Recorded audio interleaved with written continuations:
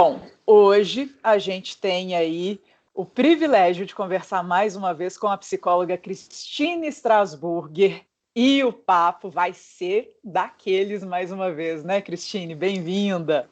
Isso mesmo, obrigada, Michele. Vai ser demais, porque igual a gente falou, nós estamos numa época completamente atípica. A gente tem que ficar constantemente se reestruturando, ressignificando as coisas, né?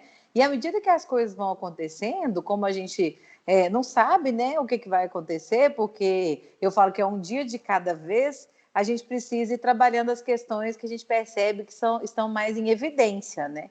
Então, é bom que a gente vai organizando aqui, baseado nas situações que vêm emergindo aí. E baseando nessas situações que emergiram na semana passada, na 94 Live, a gente aproveitou para fazer uma enquete com os ouvintes, perguntando para eles quais temas, né, eles gostariam que fossem abordados durante a sua participação. E aí 2 ganharam em disparada, né? Ansiedade e o procrastinar, que é adiar as coisas, não terminar nada nunca. A Cristine sugeriu que a gente desse prioridade para a ansiedade, porque realmente já é algo que assola os brasileiros tem algum tempo, mas nesse período parece que ficou um pouco mais evidenciado, né, Cristine? Ficou. E acho que às vezes a pessoa pode fazer uma certa confusão e nem conseguir identificar direito, né? Então, vamos esclarecer para quem está nos assistindo, nos ouvindo, o que vem a ser a ansiedade, Cristine? Então, e é até interessante, Michele, até para a gente falar do próximo tema, eu acho que tudo que a gente vai falar a partir de agora vai se fundamentar muito na ansiedade, sabe? Por isso que eu acho que a base é a ansiedade. A partir daí a gente vai rever e a gente pode falar sobre todos os outros temas em cima desse, né, desse áudio, dessa situação que nós vamos falar aqui, essa explicação sobre a ansiedade. O que a gente fala que é ansiedade, né, gente? Porque muitas pessoas estão tendo muita crise de ansiedade. Porque a ansiedade, ela é positiva se a gente for pensar a princípio, porque é o que faz a gente se mover. Então, assim, se eu decido que eu quero fazer um curso, se eu quero mudar de cidade, se eu quero viajar, a ansiedade, ela me ajuda. Ela me ajuda a me organizar e me preparar. O que é o problema porque as pessoas entendem a ansiedade como só uma vilã, né? Como uma coisa só negativa. E não, a ansiedade ela é super positiva, como o medo é positivo, que ele nos protege, como a agressividade é positiva, porque é uma força propulsora. Então, tudo é positivo, o único problema é a medida. Então, quando a gente começa a perceber que a medida está muito grande e a gente começa a ter crises de ansiedade, a gente não consegue viver o hoje, aí é que a gente começa a perceber que ela está mais patológica, assim. Se eu entendo, eu vou viajar amanhã, eu vou ficar ansiosa hoje, mas uma ansiedade boa. Então, eu não preciso ter problema com a ansiedade. Talvez eu não vá dormir tão bem, mas eu falar que delícia, não estou dormindo, porque eu vou viajar amanhã, eu vou para a praia, eu vou dormir super bem. Então, não precisa entender que ela é uma coisa negativa. Mas se eu comecei a perceber que aquilo trouxe uma consequência muito grande, principalmente em situações que eu não tenho nada específico igual isso. Eu vou viajar amanhã, tudo bem, eu tenho uma causa e é uma situação tipo, bem tranquila. Agora, eu estou ansiosa, não sei porquê, e todos os dias, e isso me impede de viver o hoje, aí a gente já começa a ter um probleminha em relação a ela, sabe? E aí, como você bem citou, existem níveis de ansiedade, né? Tem como falar a respeito desses níveis, de quando a pessoa identifica que aquilo ali está sendo efetivamente prejudicial? Então, quando essa ansiedadezinha, uma ansiedadezinha boa, ela é positiva. Quando ela já começa a causar uma situação constante, igual, por exemplo, uma situação ou outra, meu filho vai nascer amanhã, alguma coisa acontecer amanhã e tal, tranquilo, faz parte.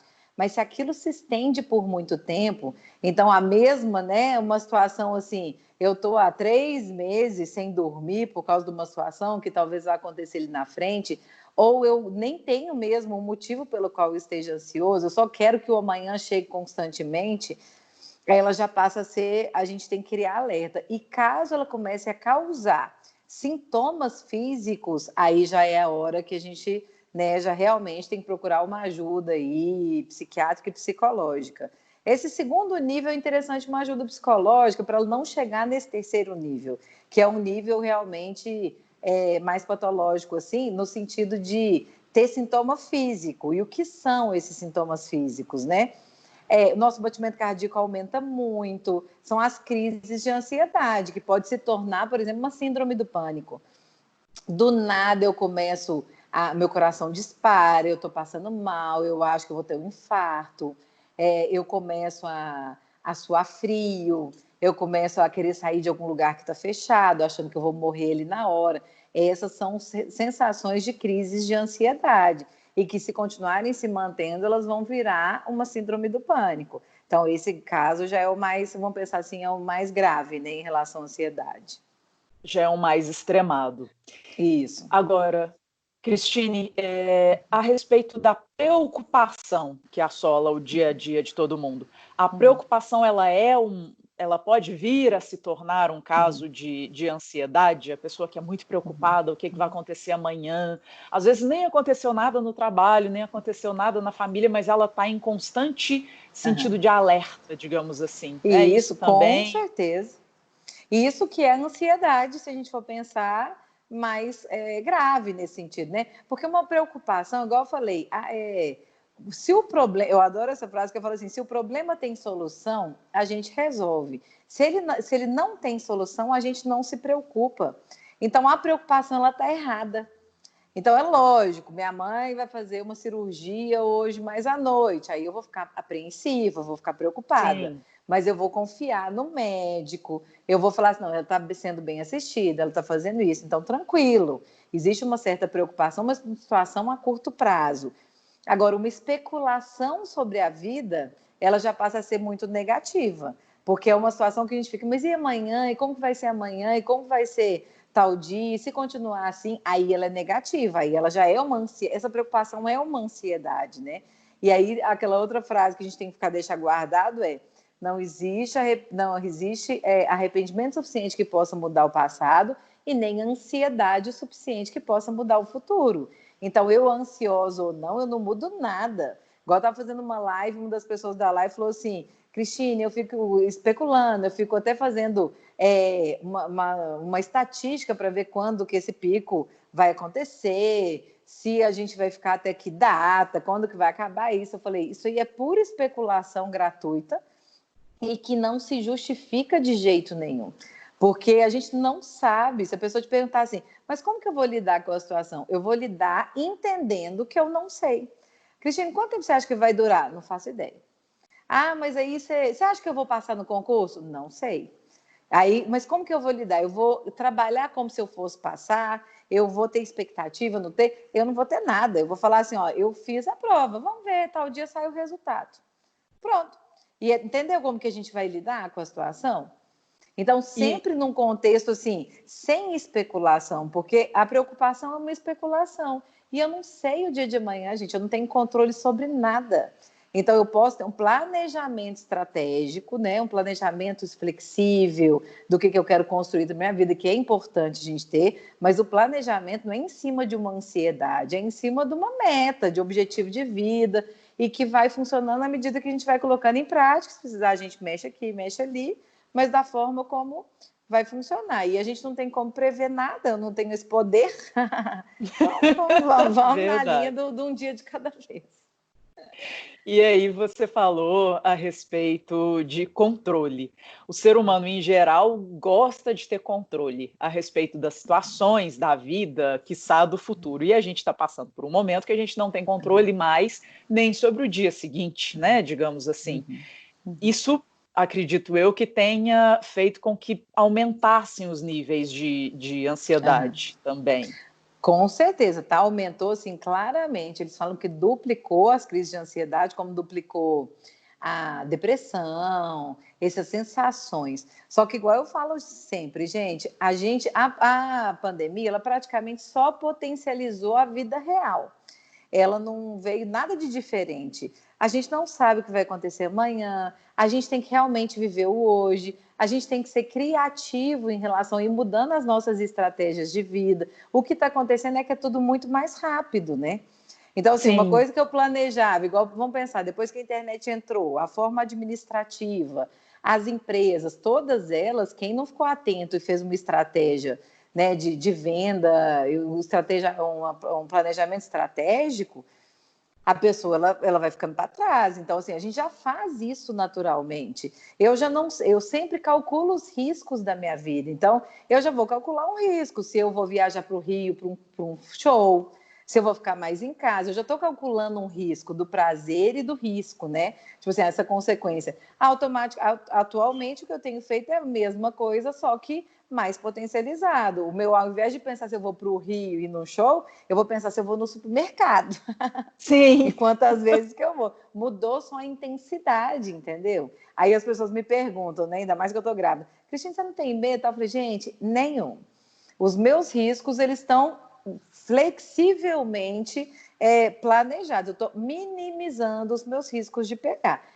Mas eu tenho clareza que se a gente pede uma comida fora da rua, você já está se colocando em risco. Se você sai para atender no consultório, você está se colocando em risco. Eu tenho essa clareza, mas tranquilo. E aí, a partir daí, Cristina, mas se você pegar, eu falei, quando e se eu pegar, eu planejo o meu pegar. Pronto, peguei hoje, o que eu tenho que fazer? Estou passando mal? Vou para o hospital. Não estou passando mal? Vou ficar em quarentena em casa. Pronto, não vamos ficar especulando. Eu não sei, às vezes a pessoa está lá especulando um monte de possibilidade. Às vezes, igual a gente fala, a porcentagem de morte é uma, o povo não calcula a porcentagem de vida, né? A pessoa calcula a porcentagem de morte. Então, tipo assim, eu tenho lá 95% de chance de sobreviver à doença. Então, assim, eu vou calcular para tentar não pegar, mas caso eu pegue, eu não vou ficar focado no 5 ou 3%, de 3 a 5%. Eu vou diminuir, entendeu? Então, esse tipo de coisa que a gente não vai ficar especulando, porque é isso que faz com que a gente crie uma ansiedade totalmente desnecessária, né? A gente tem que tomar conta, né, de si mesmo, ou enfim, de quem for menor de idade, menor que eu falo criança mesmo, né, que não se responsabiliza, né, não tem atitudes próprias, mas deixar realmente essas especulações dos números para os especialistas, porque tem gente que a vida deles é estudar isso e ficar por conta disso, não é a nossa, né, a nossa é Não se é. cuidar e se prevenir. Isso. E aí nós vamos fazer baseado no que a gente pode, né, gente? Porque vamos pensar, tem gente que pode ficar mais isolado, tem gente que não pode. Um profissional da saúde e tudo mais, ele não pode.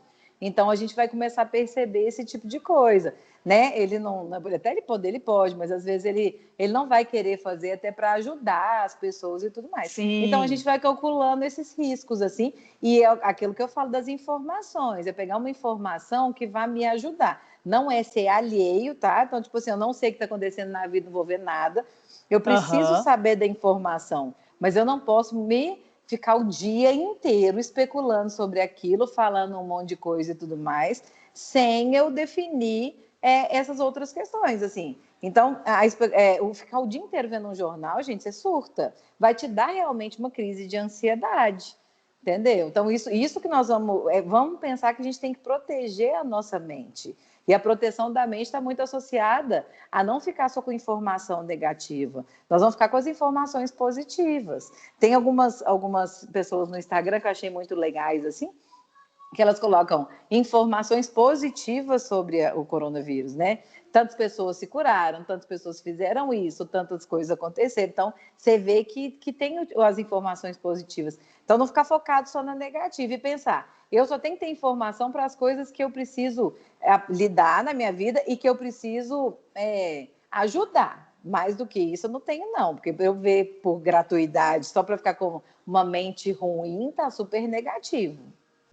Perfeito. E aí, Entendeu? Cristine, a gente precisa também, você falou a respeito dessas notícias positivas. A gente sabe que o lazer, o exercício físico são muito propícios, né, em qualquer enfermidade, mas na ansiedade eles podem vir a ajudar também. Isso procede, esse tipo de informação? Super, super procede. Vamos entender o que é a crise de ansiedade, gente. A ansiedade é como se fosse uma força mesmo propulsora que faz a gente enxergar para frente e se planejar em função disso.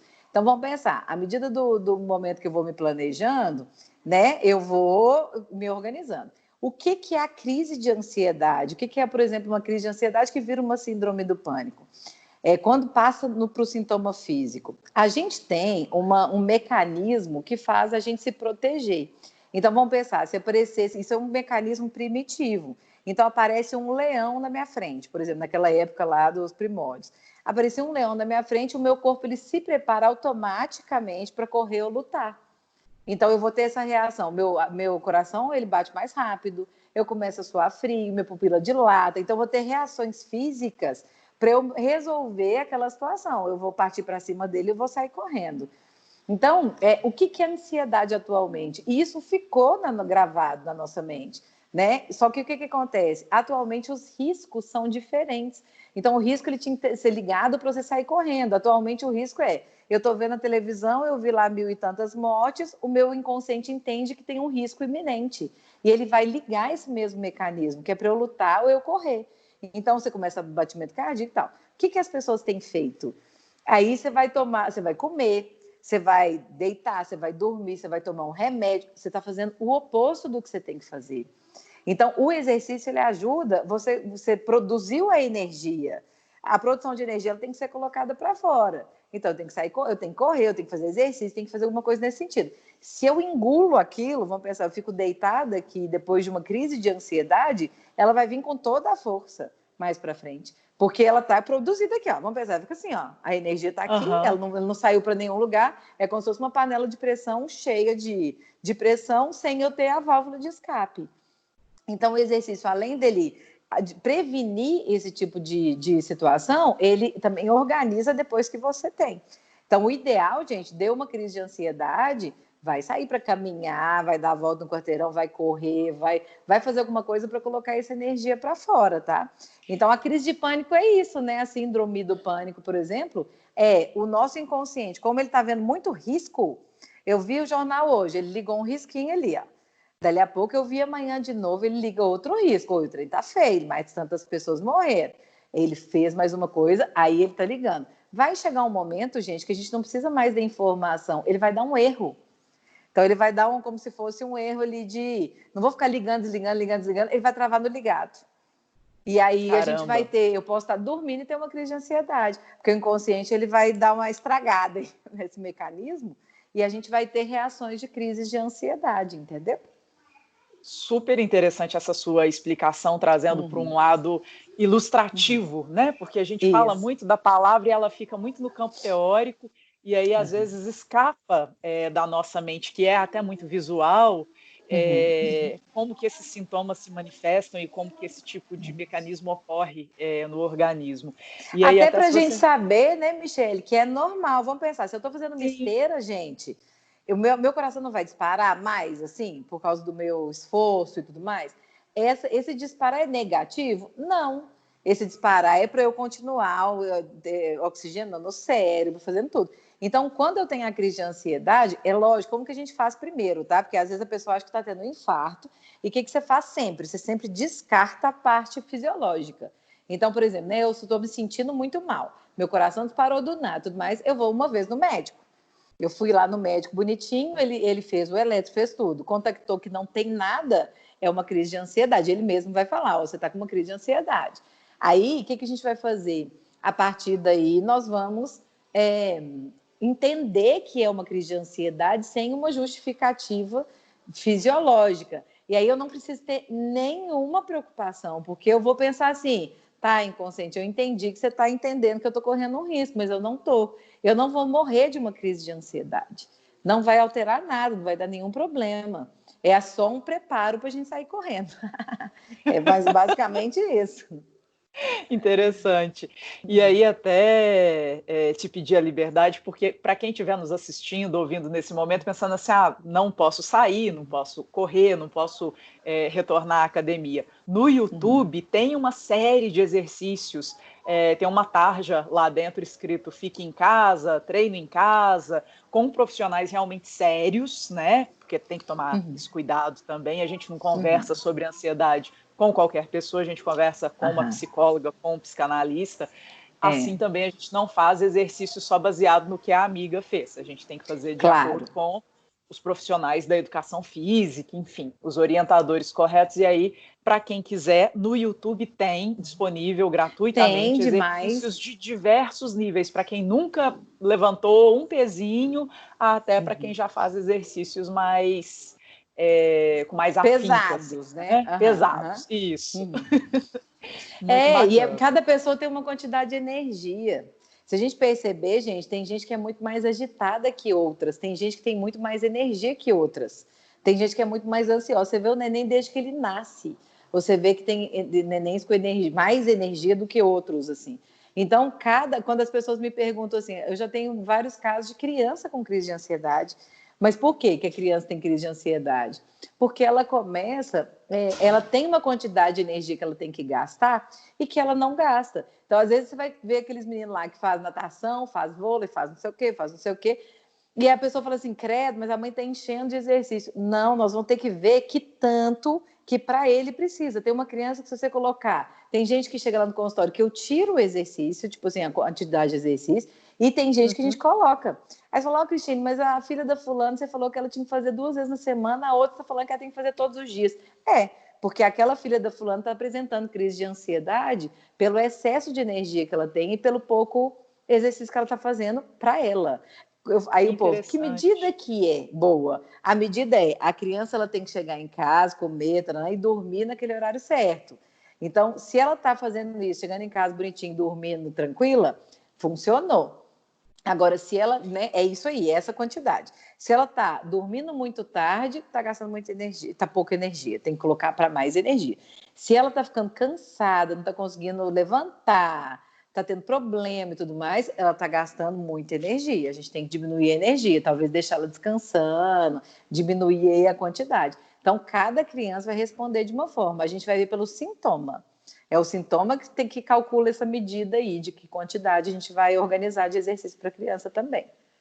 E aí vale essa dica também para o adulto, né? Porque se ele chega tarde da noite, continua lá, revirando o olho, pensando, ligado, alguma coisa durante o dia, da sua cota de energia não foi gasta devidamente, você vai ficar ruminando aquilo ali num horário que seu corpo devia estar em relaxamento, né? Verdade. Então é bem isso, um adulto é a mesma coisa. Estou dormindo muito mal, Cristina, o que você tem feito? Estou tendo crise de ansiedade, né? Por exemplo, né?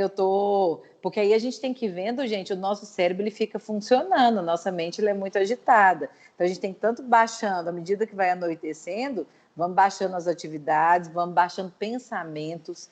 Então, o que me estimula no pensamento? Ler livro, por exemplo, eu sou uma que eu não posso ler livro para dormir de jeito nenhum. Se eu ler, eu não vou dormir nada a noite inteira. Meu cérebro fica lá, ó, pensando naquele livro e tudo mais. Né? Tipo, especulando um monte de coisa, então eu não posso. Eu tenho que ver, eu fico brincando que eu fico vendo aqueles vídeos de youtuber, uns trem que não vai acrescentar nada da minha vida às vezes. Tipo, um vídeo bem bobo, assim, que não tem nenhuma informação, que vai me desligar. Novela, talvez. As pessoas gostam de novela. É uma coisa que vai baixando. E aí, né, tem gente que já ler, né? Tem gente que lê dá sono. Eu não acontece isso comigo. Por isso que tem cada um gente que vê funciona de filme, um dá jeito. sono. Então, cada pessoa vai trabalhar isso de acordo com o que para ela funciona. Identificar mesmo esses conteúdos, não só pelo formato, que, por exemplo, às vezes a pessoa fala assim, mas aí eu fui para frente do YouTube para assistir alguma coisa, tá? Aí você ficou com a tela do celular pregada aqui, essa luz azul na sua cara, você vai despertar.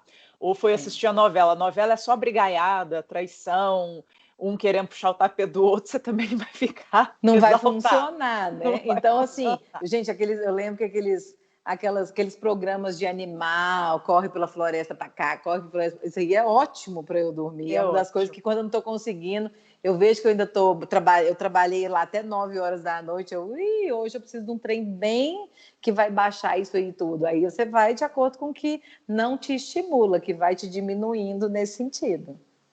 Tem uns vídeos também dentro do YouTube que eles foram filmados com drones, helicópteros, por paisagens bonitas, né, do mundo. E aí pode ser cidade, perfeito. natureza, é uma musiquinha leve, aí passa em cima de um castelinho, de uma montanha, de um riacho.